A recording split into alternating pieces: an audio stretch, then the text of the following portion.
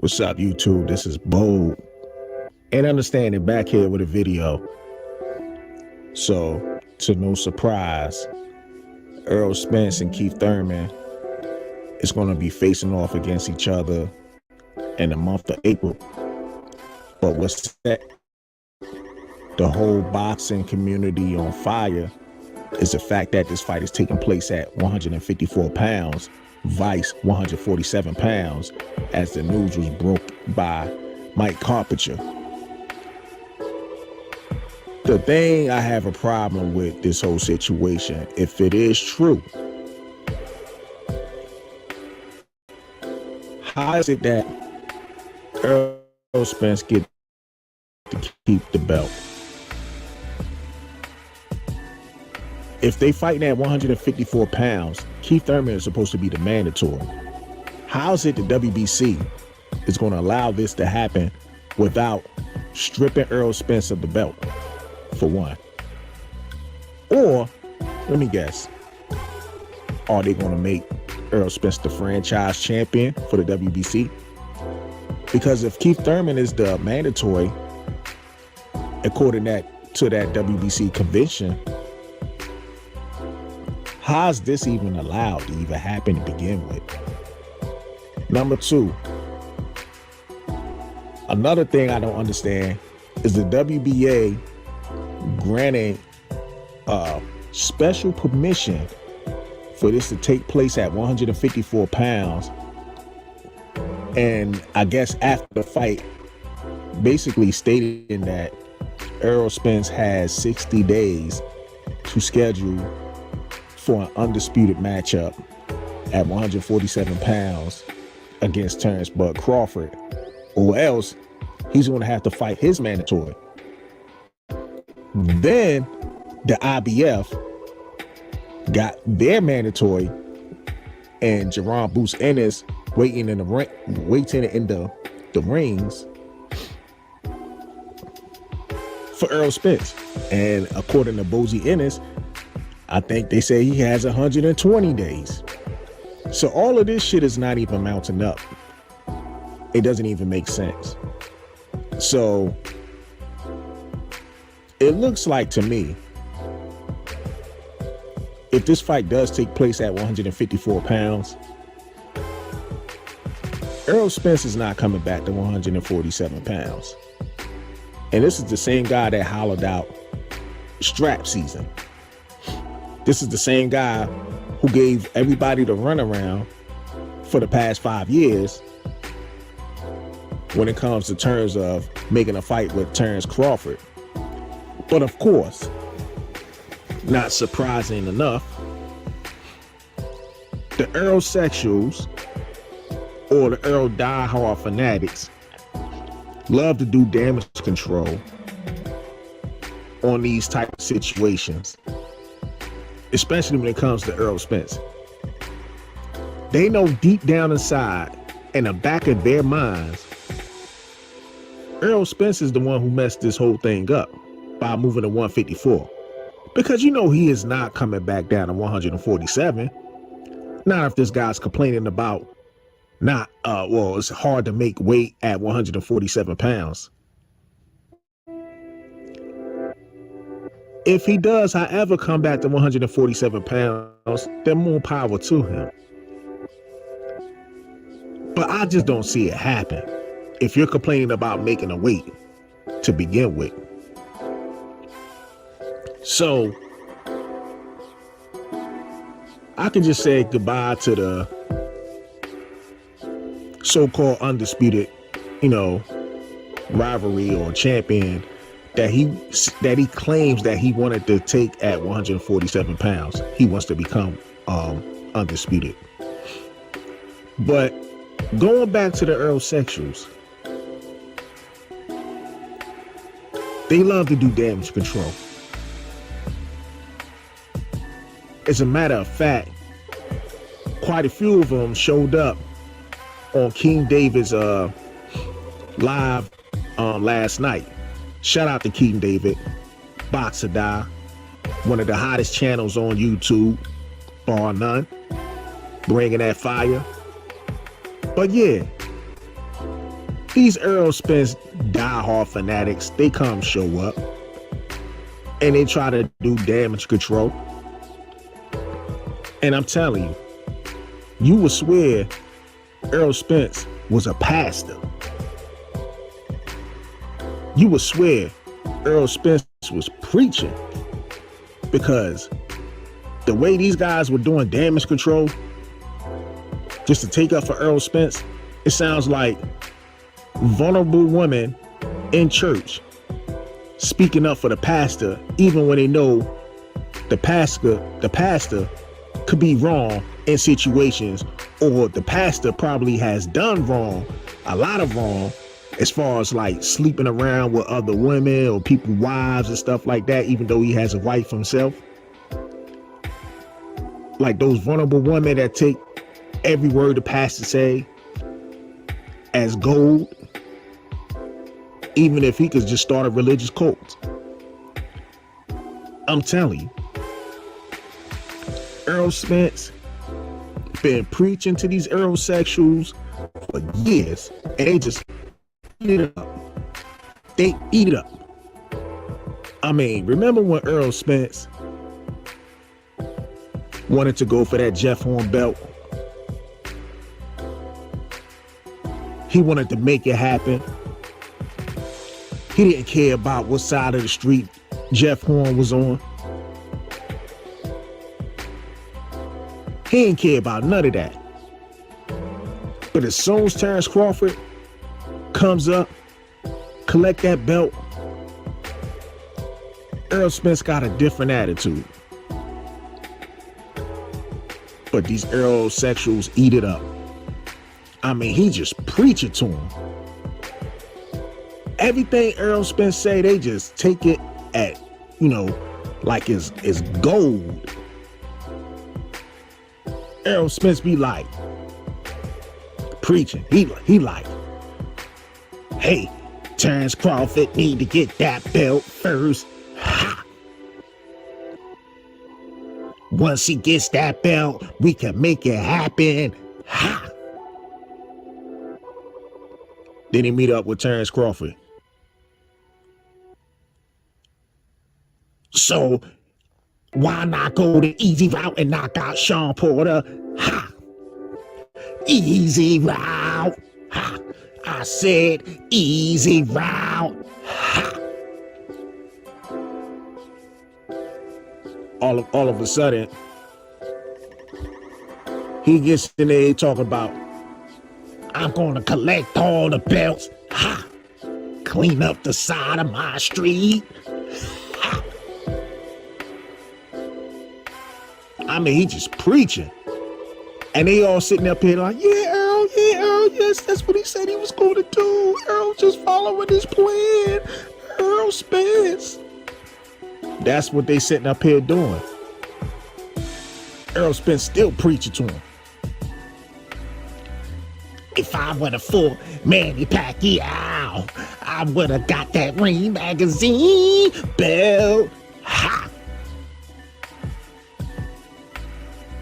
Oh yeah, Errol. Yeah, Errol. Oh yeah, he's following his plan. I mean, these Errolsexuals are nothing but groupies out here. Nothing but the groupies. But they'll sit up there and just, I swear, it's like a religious cult, like I said earlier. These dudes just sit there, eat up everything Errol Spence be saying. Now that Errol Spence is going to 154, you hear these guys now? Oh, but Bud walked away from the fight and he fought David Avocado, David Avanesian. So Bud did it first, but so if Bud could do it, then Errol Spence could do it. And I'm listening to these dudes and I'm like, what the fuck is wrong with y'all? I mean, these dudes got the excuse of this for that. Like as if it was Terrence Crawford who fucked up the negotiations or something when it came to trying to make a fight with Errol Spence. They just ignore the fact that Floyd Mayweather came out and even said this fight is happening further down the line, meaning not even happening in 2022. Terrence Crawford tells the PBC, I need to fight this year. I'm going to fight this year. I haven't fought in like about a good year, so I need to make this fight happen this year if this fight ain't going to happen with Errol Spence. They lowballed the hell out of Terrence Crawford, you know, offered 35% of the net pay, net. But then they get mad at Terrence Crawford because he asked for transparency. This is what they do. They want to blame Crawford for every little thing. Now, when Errol Spence been capping all of these fucking years, they still found a way to blame blame Terrence Crawford because Errol Spence was the one capping.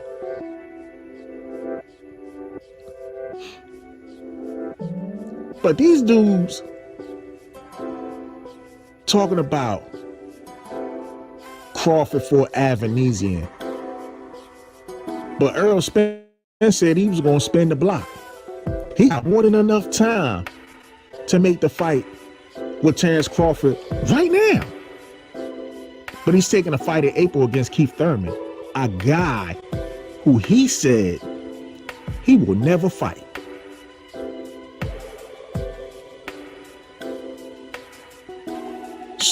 So long for being your own goddamn boss that he claims to be.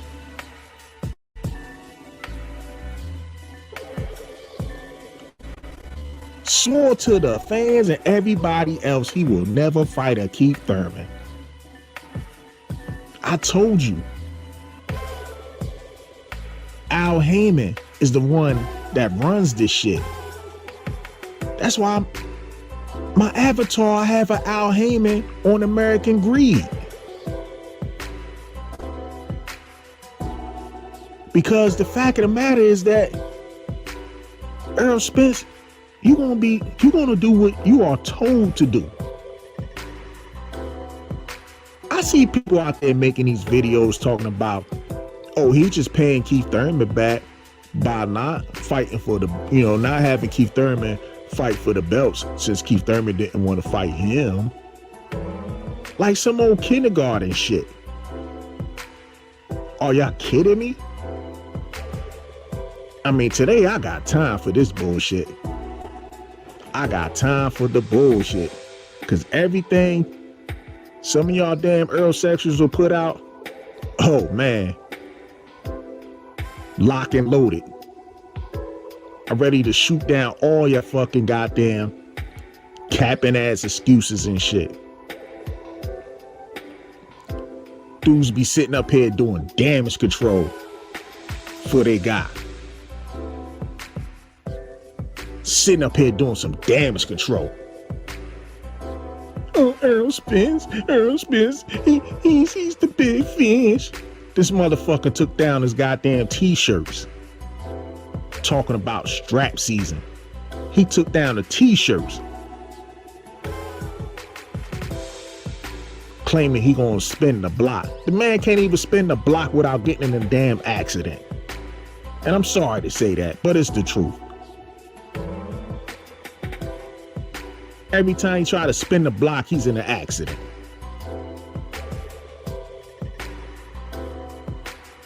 I've been wanting to see this fight for years. I've been telling cats, like, yo, the minute this man said easy route and these dudes started making excuses talking about let it marinate, I knew right then and there. I said, you know what? As much as I want this fight to happen, I just don't see the fight happening. Because I hate this whole marinate shit.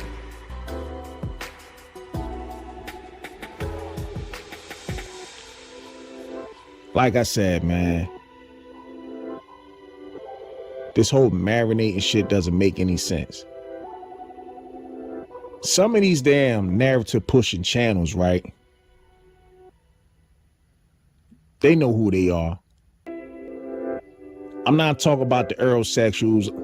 You know, I'm not talking about the Bud Crawford fan channels and none of the other stuff. I'm talking about the narrative pushing channels that like to preach that so-called racism and boxing bullshit. They don't even come out and make videos talking about how Errol Spence is fucking up the whole shit. But I guarantee you this.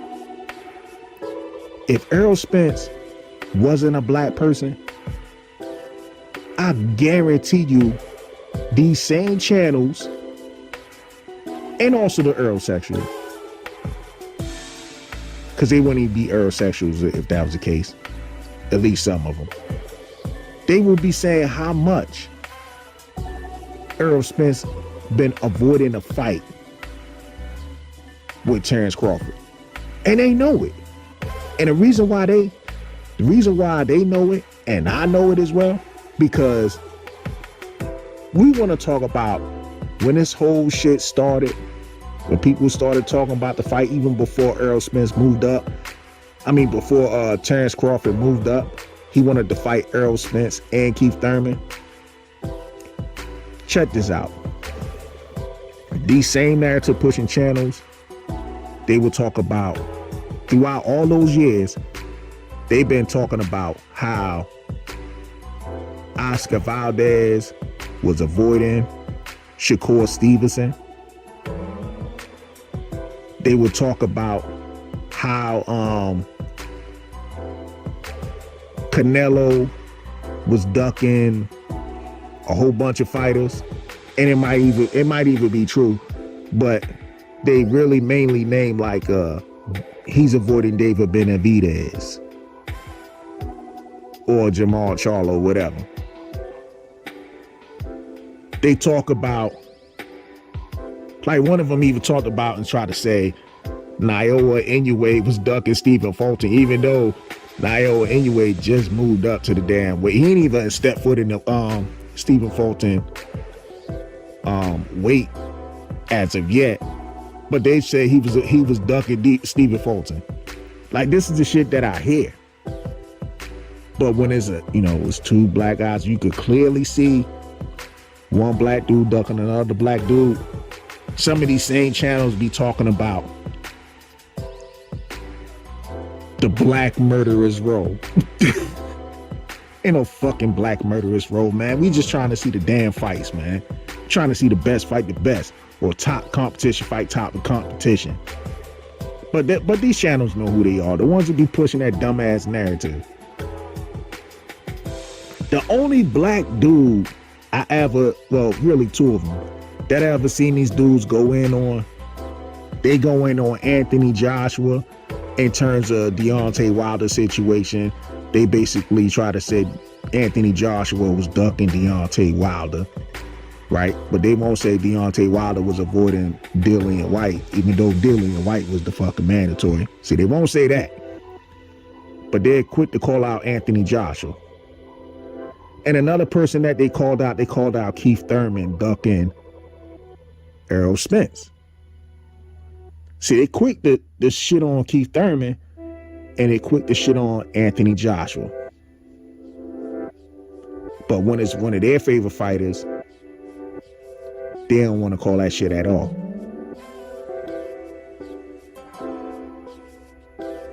But yeah, that's my time. That's all I got for now. Let's see what's going on.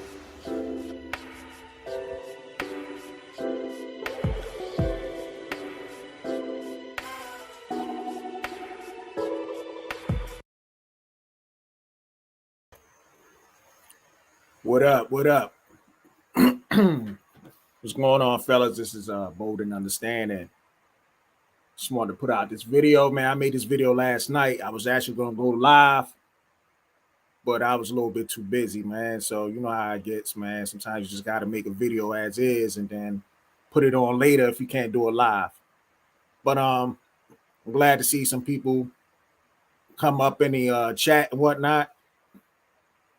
Salute the Martyr Machine, Mr. Golden, Al Money. Salute to y'all, man. I'm gonna make this video real short, but I dropped the link if anybody want to come on and you know, say what y'all gotta say, man. So let me drop this link real quick, and anybody want to come rock with your boy, appreciate it. But other than that, man,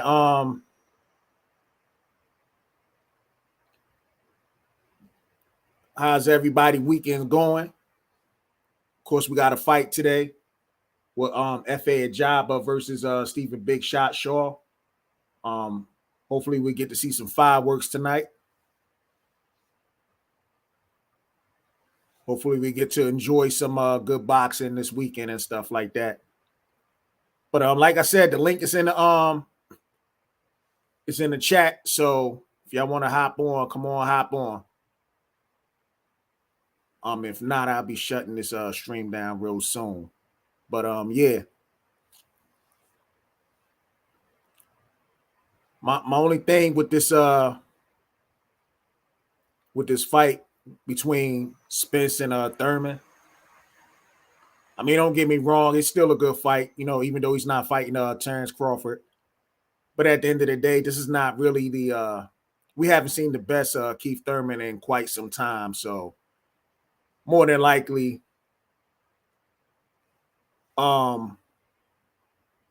this might be a little bit easier win for Errol Spence if he fights Keith Thurman. But if Keith Thurman happens to pull off the upset, it's going to shake up the apple cart. And on top of that, if Keith Thurman wins, he doesn't win anything. I mean, as reported, the fight is taking place at 154. So, you know, just kind of embarrassing because it would have been cool if both of these guys were fighting at 147. At least it'll mean something, you know, have a little bit more meaning to it. And then on top of that, we could get one step closer to this undisputed title fight, which I never really thought was going to happen to begin with, to be totally honest with you. I just kept my hopes up high, but I really don't see Terrence Crawford and Errol Spence fighting for undisputed at 147. But if it does happen, then, you know, more power to those guys and whatnot. And it'll be for all the marbles. But okay, I see Al Money said ESPN. Okay, Shushu, Cash Flow, and Johnny Rice. Oh yeah, I forgot. Those guys was fighting, man. Thanks for bringing that up, Al Money. Yeah, Shushu is gonna do his thing. Cash Flow, he's gonna do his thing. And Johnny Rice, I don't think he's any, you know, I don't think he's still with PBC. He's actually fighting on ESPN. So we'll see how Johnny Rice will do this evening. Hopefully, like I said, we get some good fights. And the cool thing about it, you know, these fights that are coming up, you know, they are free. They don't, you know, you can still see good fights on free TV. It doesn't have to be pay-per-view. So I'm cool with that. But going back to the fight last weekend, I don't know if y'all got a chance to see it, but you know, it was definitely some it was showcase fights that were happening out there.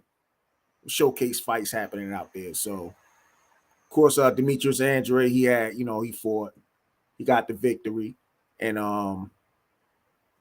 we seen an upset with forgot the brother name, but he lost to Vila. He lost. And then we seen Boots Ennis, he got the win. Didn't look good, but at the end of the day, you know, that's a lessons learned. The only thing I don't like about this whole situation is like all the excuses that his team is coming out with for why Boots Ennis didn't look good. I mean, at the end of the day, you just got to take it as a lessons learned, man. Just got to take it as a lessons learned. He didn't look good. You know what I'm saying? So this next fight, he just got to go back and work on his craft. So yeah, and of course Javante, he got the victory. Kudos to him on that one. But where do we go at from here for Javante? Is Javante and Ryan Garcia going to fight each other? Now there was a audio that came out with Ryan Garcia basically saying that in order to get the fight with Tank Davis, he was told not to take a tune-up fight.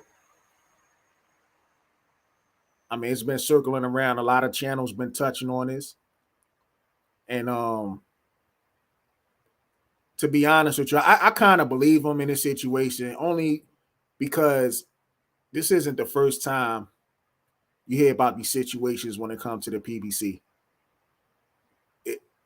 And looking at this Terrence Crawford and Errol Spence situation, if the fight was going to happen in 2023 anyway, it almost looked like they was just trying to freeze out Terrence Crawford, to be totally honest with you.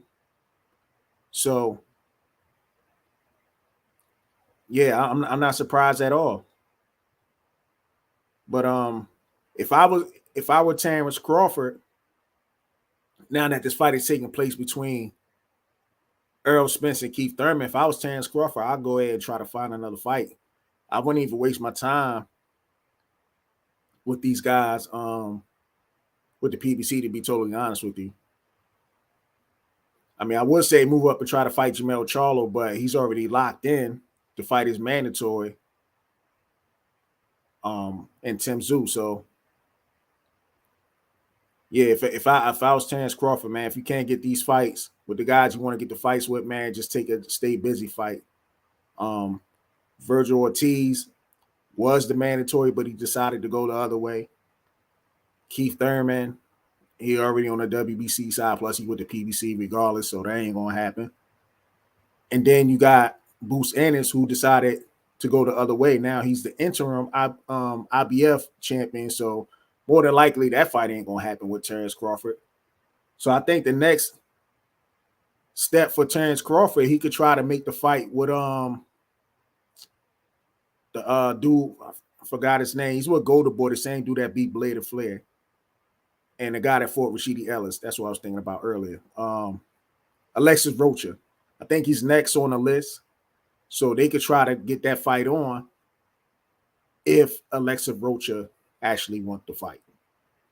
If not, then just going to have to keep going down the line, man, until somebody get in the ring with Terrence Crawford. But I noticed something, man. A lot of these promoters, man, they messing up the whole boxing scheme, man. They using politics to avoid other fighters and whatnot. They don't want their fighters to get in the ring with a certain fighter that they know their fighter has a good chance of losing to. Because at the end of the day, it's like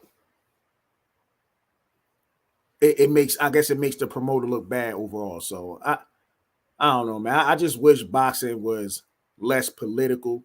I mean, there's always been politics in boxing, but I wish it was just less political and people just get in the ring and just, it doesn't matter if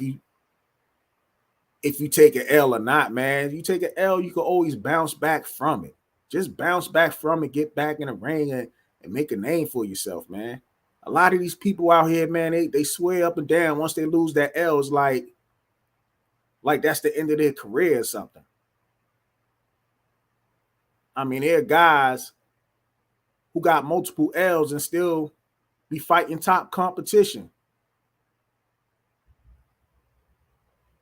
So I just don't understand why some of these guys saving a O and they trying to sell it to a certain individual. I see guys like Errol Spence, he trying to sell his O to Canelo. He don't want to catch that L from Crawford, but he want to catch the L from Canelo. And that shit is sickening, man. me go back to the chat. Salute to our modest in the building. Like I said, Al Money in the building. The Mac Mob is in the building. Salute, man. I dropped the link in there, man. If y'all want to come on and chat with your boy, man, that's cool. But other than that, man, I'm gonna be shutting this stream down real soon, man. So, but thanks for coming on, man. I just had to, say my little piece a little bit earlier about this whole Errol Spence and Keith Thurman thing.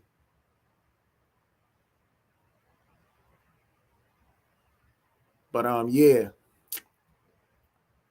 Like I said, man, get ready for tonight's fight. I don't know if anybody doing a fight party this evening. But yeah, I'm definitely free for today. So other than that, man, I'm gonna go ahead and shut this stream down. So shout out to everybody that came on, man, and shout out to whoever come across this video and view the video, man. With that being said, you watching Bold and Understanding. Rate, comment, and subscribe. And on the end of that note, family, peace.